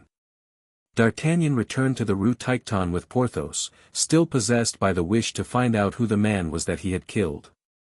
On arriving at the Hôtel de la Chevrette they found the Baron's equipage all ready and Mousqueton on his saddle. "Come, D'Artagnan," said Porthos, "bid adieu to your sword and go with me to Pierrefonds, to Bracieux, or to Du Vallon. We will grow old together and talk of our companions." "No," replied D'Artagnan, "deuce take it, the campaign is going to begin, I wish to be there, I expect to get something by it." "What do you expect to get?" "Why, I expect to be made Marechal of France." "Ha! Ha!" cried Porthos, who was not completely taken in by D'Artagnan's gasconades. "Come my brother, go with me," added D'Artagnan, "and I will see that you are made a duke." "No," answered Porthos, "Mouston has no desire to fight, besides, they have erected a triumphal arch for me to enter my barony, which will kill my neighbors with envy." "To that I can say nothing," returned D'Artagnan, who knew the vanity of the new baron. "Then, here's to our next merry meeting." "Adieu, dear captain," said Porthos, "I shall always be happy to welcome you to my barony." "Yes, yes, when the campaign is over, replied the Gascon. His honour's equipage is waiting, said Mousqueton. The two friends, after a cordial pressure of the hands, separated. D'Artagnan was standing at the door looking after Porthos with a mournful gaze, when the Baron, after walking scarcely more than 20 paces, returned, stood still, struck his forehead with his finger and exclaimed, "I recollect." "What?" inquired D'Artagnan. "Who the beggar was that I killed." "Ah! Indeed! And who was he?" "'Twas that low fellow, Bonacieux." And Porthos, enchanted at having relieved his mind, rejoined Mousqueton and they disappeared around an angle of the street. D'Artagnan stood for an instant, mute, pensive and motionless. Then, as he went in, he saw the fair Madeleine, his hostess, standing on the threshold. "Madeleine," said the Gascon, "give me your apartment on the first floor. Now that I am a captain in the Royal Musketeers I must make an appearance, nevertheless, reserve my old room on the 5th story for me, one never knows what may happen."